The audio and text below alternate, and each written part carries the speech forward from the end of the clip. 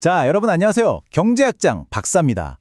우리 거시 경제학 책을 딱 펴면 거의 맨 앞에서 우리를 맞이하는 모형 있죠? 네, 바로 ISLM 모형입니다. 교과서에서는 마치 스위치를 탁 켜면 전구에 바로 불이 들어오듯이 정부가 정책을 딱 발표하면 경제가 즉각적으로 반응하는 것처럼 그려지잖아요? 근데 현실은 어떤가요? 한국은행이 금리를 올렸다고 해서 바로 다음날 우리 지갑 사정이 확 달라지진 않죠. 그래서 오늘은요, 이 교과서 속에 완벽해 보이는 모델을 현실 세계라는 시험대 위에 한번 올려보려고 합니다. 과연 이 모형이 현실에서도 쓸모가 있는지 그 진짜 가치를 함께 파헤쳐 보겠습니다. 오늘 우리가 함께 살펴볼 내용입니다. 첫 번째, ISLM 모형이 정말 비현실적인지 한번 따져볼 거고요. 두 번째, 현실 경제에는 왜 시차라는 게 존재하는지 알아볼 겁니다. 그리고 세 번째로는 실제 데이터를 가지고 통화 정책이 어떤 효과를 내는지 숫자로 직접 확인해 볼 거고요. 네 번째, 그 데이터, 그 그래프가 우리에게 뭘 말해주는지 깊이 있게 분석해 보겠습니다. 그리고 마지막으로 이 모든 걸 종합해서 ISLM 모형의 진짜 가치는 과연 무엇인지 결론을 내려보겠습니다. 자, 그럼 첫 번째 순서입니다. ISLM 모형, 과연 비현실적이기만 한 걸까요? 이론과 현실 사이에 얼마나 큰 간격이 있는지부터 한번 살펴보시죠. 여러분 이 그래프 다들 기억나시죠? ISLM 모형 배울 때 정말 지겹게 봤던 그림이잖아요. 정책이 바뀌면 저 균형점이 순식간에 아주 즉각적으로 이동합니다. 마치 게임 캐릭터가 순간 이동하는 것처럼요. 그런데 한번 곰곰이 생각해 보세요. 현실 경제가 우리가 살아가는 이 세상이 과연 이렇게 바로바로 반응할까요? 자, 그런데 놀라운 사실이 하나 있습니다. 우리가 보는 바로 그 교과서, 불량샤 교수의 교과서 본문에도 이렇게 쓰여 있어요. 분명히 이는 비현실적이다 라고요. 교수님, 그럼 이상한데요? 교과서 스스로도 비현실적이라고 인정하는 걸 왜 우리는 이렇게 머리 아프게 배우고 있는 거죠? 네, 아주 좋은 질문이에요. 바로 그 질문에 대한 답을 찾아가는 게 오늘 우리 이야기의 가장 중요한 핵심입니다.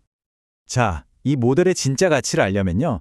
먼저 현실 경제는 왜 이렇게 반응이 느린지 그 이유부터 알아야 합니다. 경제학에서는 이걸 좀 어려운 말로 동학, 즉 다이내믹스라고 부르는데요. 쉽게 말해서 바로 경제의 시차 문제를 다루는 겁니다. 한번 생각해 보세요. 여러분, 정부가 세금을 깎아줬다고 해서 바로 다음날 마트에 달려가서 소비를 막 늘리나요? 아니죠. 좀 고민도 해보고 계획도 세워야죠. 기업도 마찬가지예요. 이자율이 좀 내렸다고 해서 오케이, 당장 공장 짓자! 이렇게 즉각적으로 투자하지 않거든요. 이처럼 소비자가 고민하는 시간, 기업이 계획을 세우는 시간, 생산량을 조절하는 시간, 이 모든 작은 지연들이 차곡차곡 쌓여서 경제 전체의 반응 속도를 늦추는 겁니다. 아, 교수님, 그럼 그냥 시간이 좀 걸린다 정도로만 이해하면 되나요? 라고 묻는 학생이 있을 것 같은데, 에이, 경제학자들이 그렇게 두루뭉술하게 넘어갈 리가 없죠. 이 시차를 실제로 측정합니다. 어떻게 측정하는지 한번 볼까요? 네, 경제학자들은 바로 그 시간이 얼마나 걸리는가라는 질문에 답하기 위해서 실제 데이터를 사용합니다. 계량 경제학이라는 아주 강력한 도구를 이용해서 말이죠. 지금부터는 이론이 아니라 진짜 현실의 숫자를 가지고 이야기해 볼 겁니다. 중앙은행이 기준금리를 딱 1%포인트 올렸을 때 실제 미국 경제가 과거에 어떻게 반응했는지 그 결과를 직접 눈으로 확인해 보겠습니다. 자, 바로 이 그래프들이 현실의 모습입니다. 1960년부터 90년까지 무려 30년간의 미국 데이터를 분석해서 연준이 금리를 1%포인트 올렸을 때 주요 경제 지표들이 시간이 흐르면서 어떻게 변화하는지를 보여주는 거죠. 근데 그래프를 자세히 보니까 저 굵은 실선양 옆으로 회색으로 음용 처리된 영역이 보이네요. 이게 대체 뭘 의미하는 걸까요? 네, 아주 좋은 질문이에요. 이 회색 영역을 통계학에서는 신뢰 대역이라고 부릅니다. 이건 뭐냐면 통계적인 추정치가 가질 수 있는 불확실성의 범위를 보여주는 거예요. 우리가 보는 저 굵은 실선이 가장 가능성이 높은 최우량 추정치고요. 실제 효과는 한 60% 정도의 확률로 저 회색 신뢰 대역 어딘가에 있을 거다라고 해석하면 됩니다. 즉, 경제 분석이라는 게 칼로 무 자르듯이 딱 떨어지는 게 아니라 확률에 기반한 예측이라는 걸 보여주는 거죠. 자, 이제 이 개념을 이해했으니까 이 그래프들이 우리에게 들려주는 진짜 이야기를 하나씩 들어볼까요? 자, 그럼 이 그래프가 우리에게 대체 무엇을 말해주고 있는지 아주 샅샅이 한번 뜯어보겠습니다. 자, 먼저 A번 소매 매출 그래프부터 보시죠.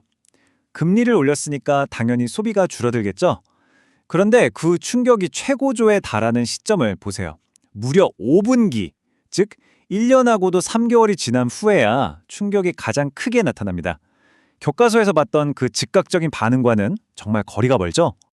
그런데 더 놀라운 건 바로 B번, 총생산의 반응입니다. 소비와 투자가 줄어드니까 당연히 생산도 줄어드는데 그 충격이 가장 깊어지는 시점은 자그마치 8분기, 그러니까 2년이나 지난 후입니다. 2년이에요, 2년. 금리 인상이라는 정책의 완전한 효과가 나타나기까지 이렇게나 오랜 시간이 걸린다는 거죠. 이것이 바로 우리가 앞에서 이야기했던 동학, 현실 경제의 느린 움직임의 실제 모습입니다. 네, 이렇게 소비와 생산이 줄어드는 데는 정말 오랜 시간이 걸립니다. 자, 그런데 여기서 잠깐! 우리 ISLM 모형의 가장 중요하고 핵심적인 가정이 뭐였는지 기억하는 사람 있나요? 네, 맞아요. 바로 단기에는 물가가 고정되어 있다. 즉, 물가가 변하지 않는다는 거였죠. 자, 그럼 다 같이 이번 물가 그래프를 한번 보실까요? 다른 그래프들이랑 비교해봤을 때 뭔가 확연히 다른 점이 보이지 않나요? 네, 바로 그겁니다. 이게 오늘 이야기의 하이라이트예요.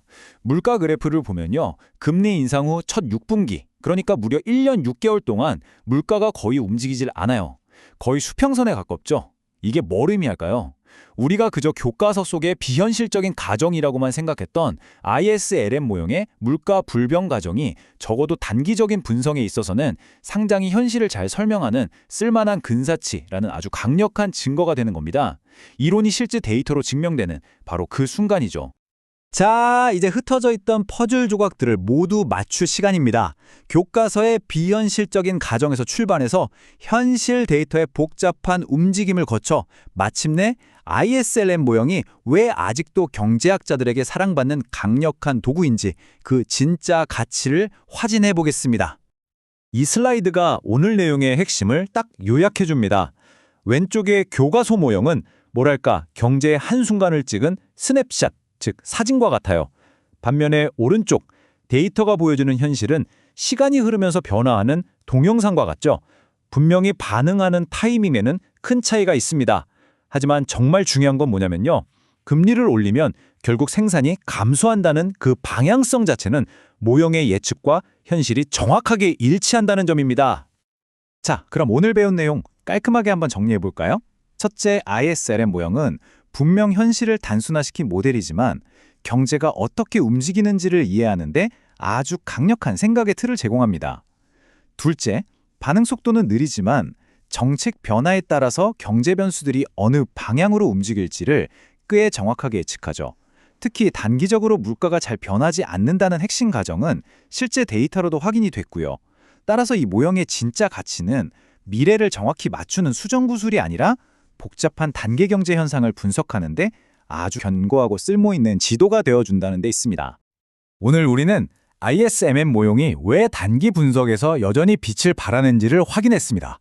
하지만 우리가 데이터에서 봤듯이 6분기, 즉 1년 반이 지나자 물가도 서서히 움직이기 시작했죠. 이건 단기를 넘어서 중장기로 가면 더 이상 물가가 고정되어 있다고 가정하기는 어렵다는 뜻입니다. 그렇다면 여기서 마지막 질문을 하나 던져보겠습니다. 단기 분석의 왕이 ISLM이었다면 경제의 중장기적인 미래를 분석하고 예측하기 위해서 우리는 과연 어떤 새로운 지도를 펼쳐야 할까요? 이 질문에 대한 답을 찾는 것이 바로 우리의 다음 여정이 될 겁니다.